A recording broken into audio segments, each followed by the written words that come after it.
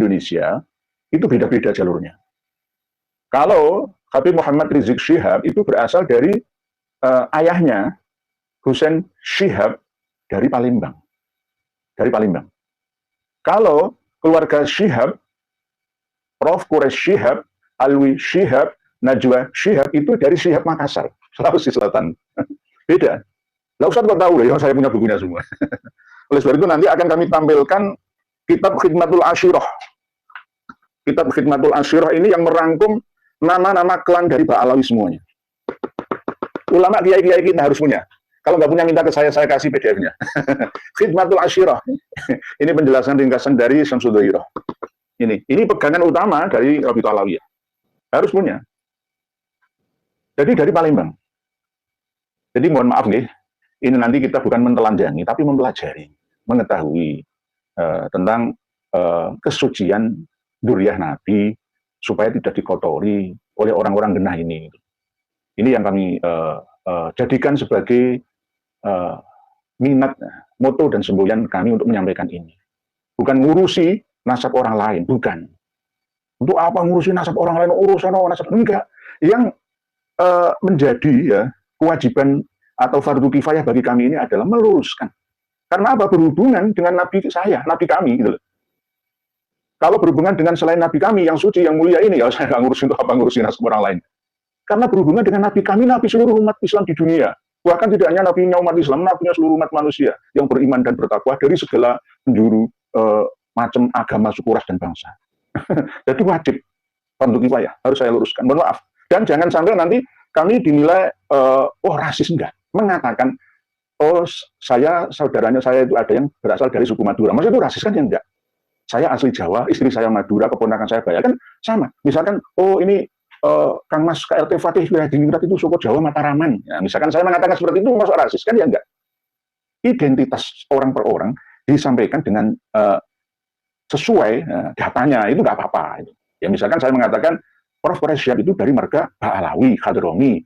Dulunya adalah leluhurnya itu berasal dari Makassar, hijrahan dari ya Palembang, ya Sulawesi, dari Aceh, ya Malaka, ya dari Hadramaut sana. Kan masa ini termasuk bagian daripada rasis kan ya tidak. Meluruskan, menempatkan sesuatu pada tempatnya. Itu namanya adil, bukan dolim. Kalau dolim itu wadu usya'in ila ghairi mahalli, selain pada tempatnya. Ini pada tempatnya. Jadi marga Syihab bukan Sahab, bukan pakai SH. SH itu huruf Arabnya short. Tapi kalau SY itu huruf Arabnya shin, bukan short. Jadi Syihab, Ahmad Syihabuddin atau Ahmad Syahabuddin. Tolong nanti diingat-ingat terus nih, sambil belajar nulis bahasa Indonesia. Habib Muhammad Rizik Syihab. Najwa Syihab itu anaknya Habib Muhammad Rizik Syihab. Bukan Najwa Syihab, anaknya Prof. Quraish Syihab. Ada lagi, beda-beda. Jadi wajahnya juga beda-beda karena asal-usul leluhurnya juga beda, cuma satu klan yang sama. Yang Prof. Quraish Syihab berasal dari Syihab Makassar, kalau Habib Rizik Syihab berasal dari Syihab Palembang. Nah, ini harus dipahami oleh semuanya.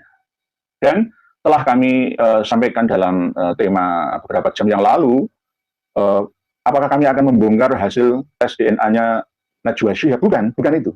Ada hasil tes DNA dari Ahmad Syihab dari Indonesia. Dari DNA yang lengkap ya, ratusan ribu tahun cara melacaknya. Hasilnya jelas. Hasilnya sudah sesuai ya. Sesuai dengan perkiraan. Yakni mereka adalah bukan berasal dari Arab. Bukan berasal dari Bani Hashim, Bani Muthalib, ya, tapi berasal dari ras yang lain. Sayangnya nggak bisa ditampilkan ya di deskripsi karena tidak berupa video ya, nggak bisa, ada tulisan.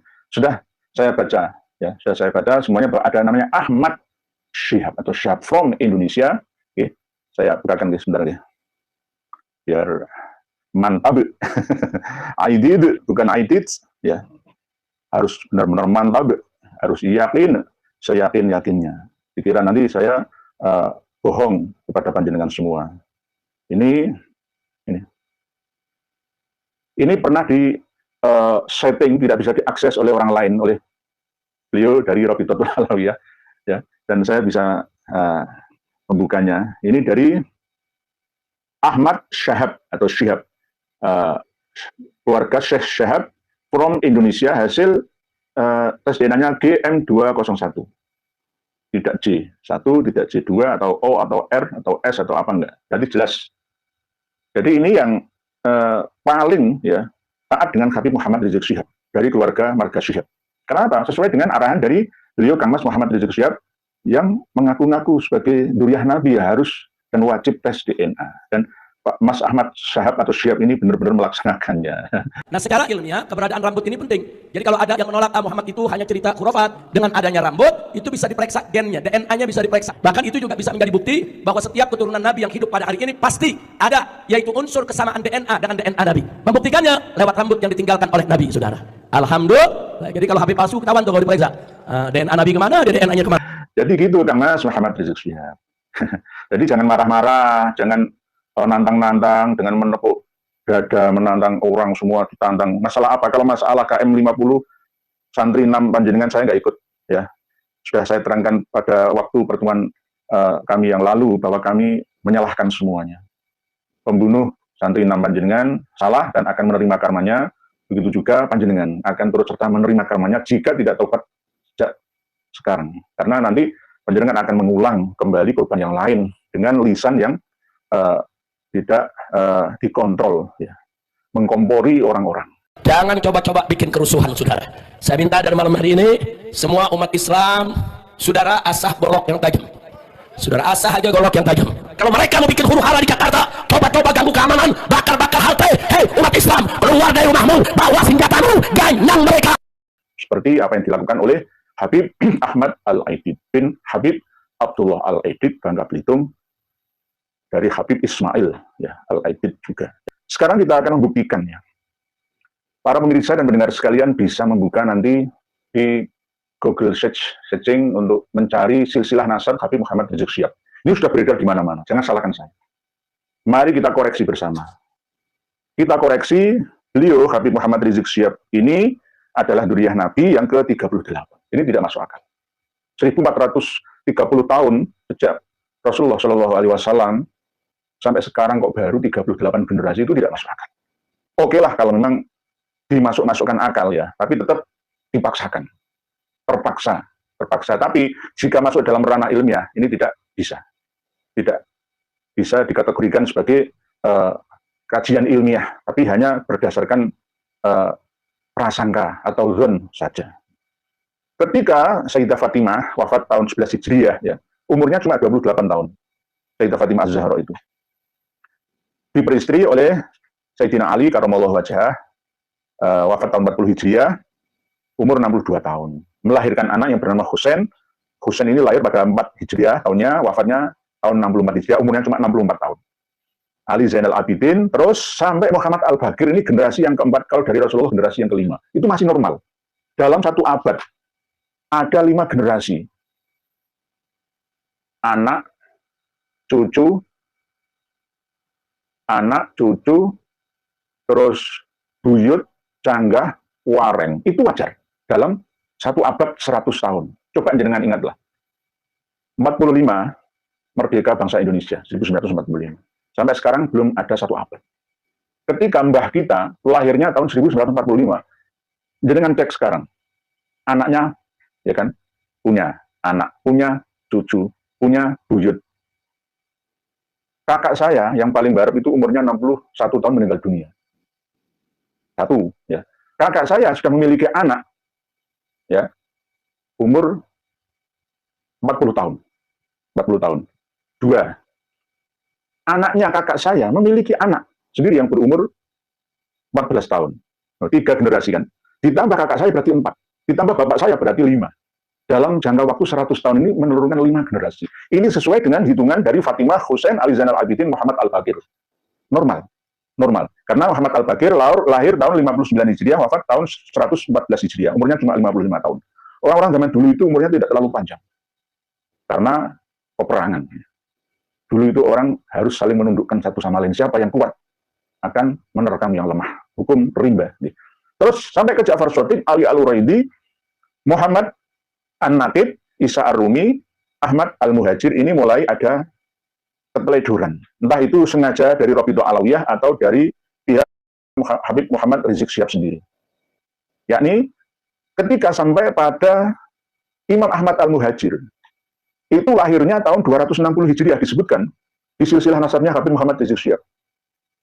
260 Hijriah itu tidak sesuai dengan sejarah dan kitab nasab yang ada. Karena masih simpang siur kebenarannya. Ada yang mengatakan 241 Hijriah lahirnya Imam Ahmad Al-Abah An-Nafat, atau yang terkenal menurut mereka kaum Alawi itu dengan nama Ahmad Al-Muhajir, 241 Hijriah lahirnya. Ada sebagian yang mengatakan 260 Hijriah. Ada lagi dalam kitab Al-Imamul Muhajir itu 273 Hijriah. Di dalam kitab Al-Imam Al-Muhajir yang dikarang oleh Muhammad bin Abdullah bin Nuh, ya, itu 273, tapi lebih condong ke 260-an. Ada yang mengatakan 279 Hijriah. Menurut cerita dari kalangan internal Syiah yang ada di Irak itu bahkan justru 210-an Hijriah. Jadi ada 5-6 versi tahun lahirnya Imam Ahmad Al-Abah An-Nafat, atau yang terkenal dengan nama Al-Muhajir itu. Mana yang benar? Mana yang benar? Padahal di tahun 235 Hijriah Imam Ahmad itu pernah berjumpa dengan imam yang ke-10 dari Imamiyah Itsna Asyriyah, Syiah Imamiyah Itsna Asyriyah, yakni yang bernama Imam Ali Al-Hadi di desa Surya, Madinah. Itu tahun 235 Hijriah. Berarti umurnya sudah antara 25-an tahun. Berarti lainnya ya antara 210 Hijriah. Lah, berarti Imam Ahmad yang ada di dalam At-Tusi, ya, versi Syi'i Imami itu tidak sama seperti Imam Ahmad versi Sunni Syafi'i yang diakui oleh Ba'alawi. Nah, di sini disebutkan 260. Wafatnya kompak 345 Hijriah, umurnya 83 tahun. Oke. Sekarang ke Ubaidillah. Nah, ini kan leluhurnya Habib Muhammad Rizik Syihab. Kita kupas bersama. Nanti kalau mantu-mantu ya jatuh semua. Sudah saatnya terbuka ini. Ubaidillah di sini disebutkan lahir tahun 320 Hijriah. Jelas tidak masuk akal. Tertolak secara ilmiah. Kenapa tertolak? Menurut sejarah bahwa Ubaidillah bersama dengan anaknya yang bernama Ismail yang lahir di Basrah, Irak, itu turut serta hijrah dari Basrah ke Husayyisah lewat Makkah ke Madinah, lewat Madinah sampai ke Mekah. Lah, 317 itu hijrahnya. Kok di sini lahirnya 320, berarti umur 3 tahun. Umur 3 tahun kok punya anak Ismail atau Basri itu bagaimana? Coba dipikir bersama. Nggak masuk. Nggak ilmiah. Nah, ini terkenal dengan ilmu otak-atik gathok-mathok. Nggak ada standarnya. Katanya surah Al-Istifadhah, Imam Al-Bari Al-Wasi, Sahibul Fadilah wal Karamah, terkenal di mana-mana. Mana buktinya? Nggak ada. Imam Ubaidillah lahir kok 320 itu bagaimana? Berarti ikut hijrah ayahnya Imam Ahmad Al-Abah umur 3 tahun. Lah umur 3 tahun punya anak yang bernama Ismail, masuk apa enggak? Enggak masuk. Enggak masuk. Kalau hijrahnya Imam Ubaidillah umur 23 tahun itu masuk. Berarti bukan 320 Hijriah. Ada yang mengatakan lahirnya Imam Ubaidillah itu 295 Hijriah. Jadi ini enggak masuk. Ya, enggak masuk. Gagal. Yang pertama corek, yang kedua corek gagal. Di generasi yang ke-9 dan 10. Sekarang ke generasi yang ke-11. Ubaidillah memiliki anak yang bernama Alwi. Lah, Alwi ini lahirnya tahun 350-an, wafatnya 400-an. Ini nggak jelas juga. Saya belum menemukan. Walam atif ala tarihi wafatihi itu menurut Abu Bakar Asyili, Al-Masyura'ur Rawi, abad 11 Hijriah. Tidak diketahui lahirnya Imam Alwi di tahun berapa, wafatnya juga pasnya tahun berapa. Perkiraan 400-an.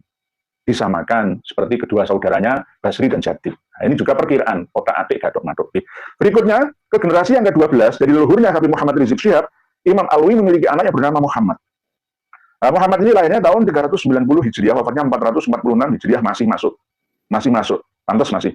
Ketika Muhammad memiliki anak yang bernama Alwi, lahir 450 Hijriah, wafat 512 Hijriah.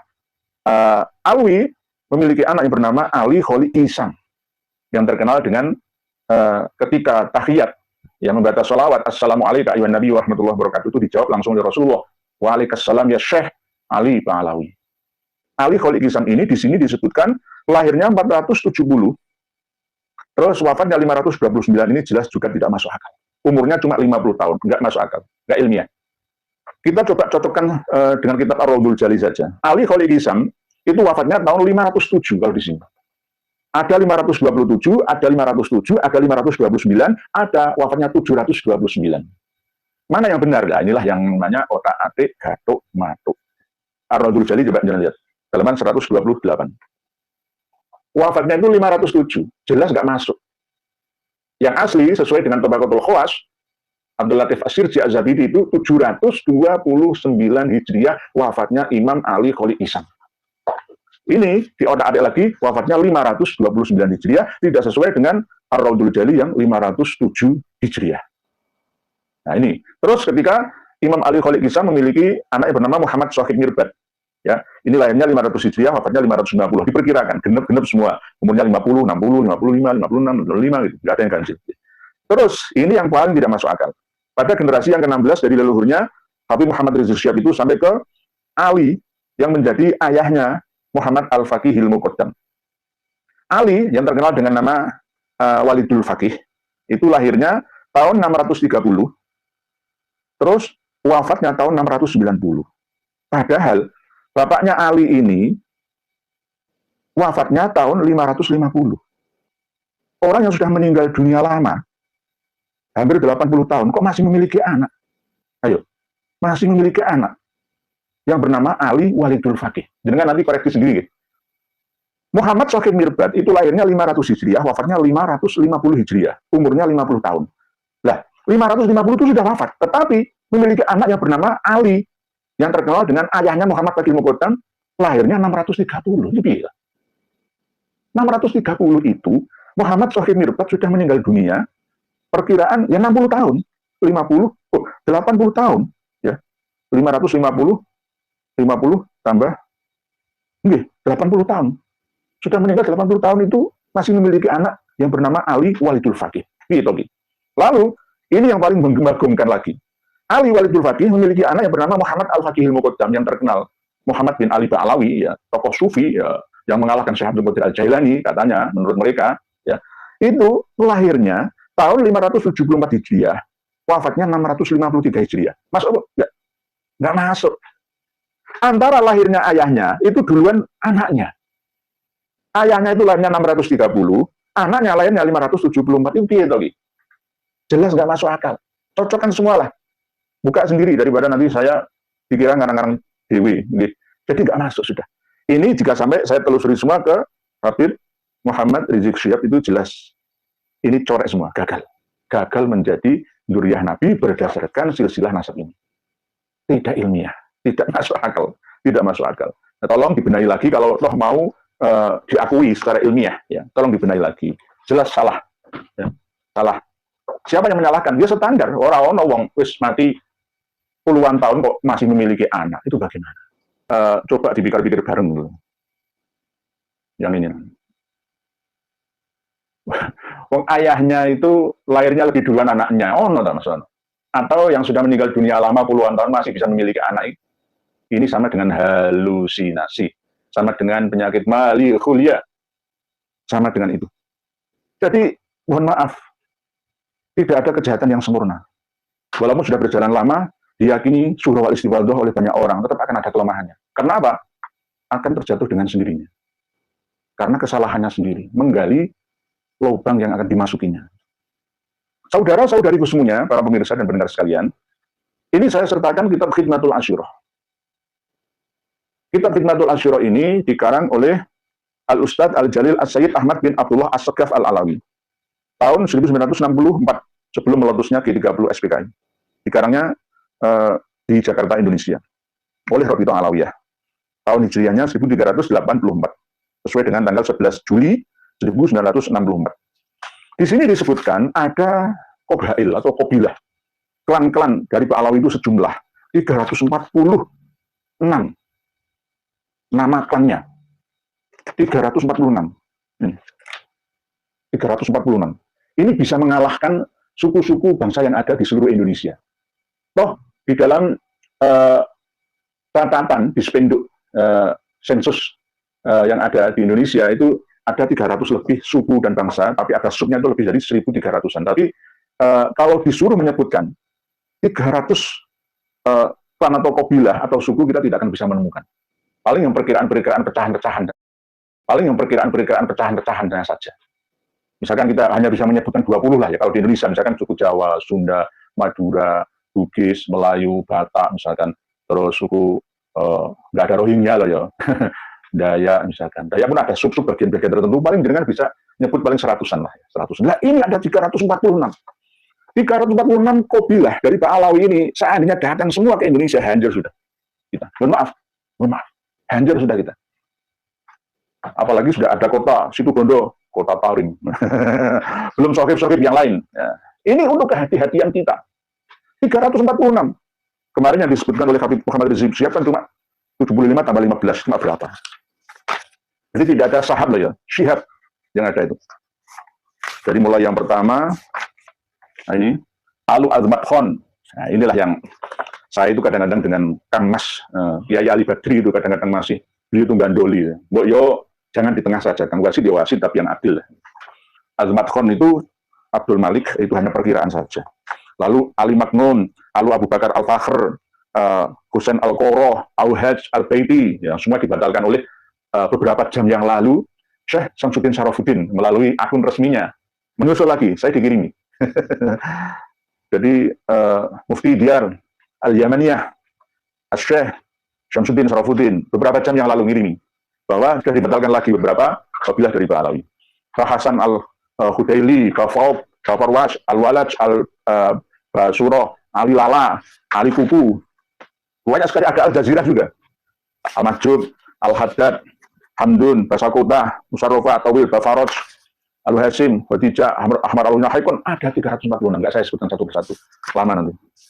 Al-Aidrus, semua Ali Muhammad, ya, Ali bin Muhammad, termasuk yang paling penting khusus tentang keluarga dari Kang Mas Muhammad Rizik Syihab itu, ini, Auladu Abdurrahman bin Ali As-Sakron, yakni Syihabuddin bin Abdurrahman bin Ali bin Abu Bakar As-Sakron. Ini Ali Syihab, Ali Syihab. Jadi antara Ali Syihab dengan Ali Al-Hadi itu sama, Ali Al-Hadi. Keluarga Ali Al-Hadi, mantan suaminya Ratna Sarumpait. Ali Al-Hadi, Syihab. Nah, Syihab ini pecah jadi Syekh bin Syihab, bin Husain Syihab, dan juga Zain bin Aidrus bin Syihab. Jadi Syihab-Syihab itu banyak. Jadi mohon maaf ini buka-bukaan. Jadi tolong dimiliki khidmatul asyirah. Itu juga kalau bisa memiliki juga Al-Imam Al-Muhajir. Kitab Al-Imam Al-Muhajir itu ada 2. Ya. Pertama dikarang oleh penyalin kitab Syamsul Dohiro. Ya. Oleh Habib Muhammad Dia Syihab. Nah, ini pakai shin di sini. Lihat Syihab. Bukan sahab, bukan sohab, bukan. Terus yang kedua Abdullah bin Nuh. Ini walaupun bukan seorang Habib, kiai asal Cianjur. Jasanya cukup banyak tapi dikelabui, ya. Diakali, dikadali sama Pak Alawi. Akhirnya ngarang kitab sama seperti turunannya, ya, yang disalin pertama Muhammad Dia Syihab dan Abdullah bin Nuh asal Cianjur yang disambungkan silsilah nasabnya sampai Alwi bin Ubaidillah bin Ahmad Al-Abbah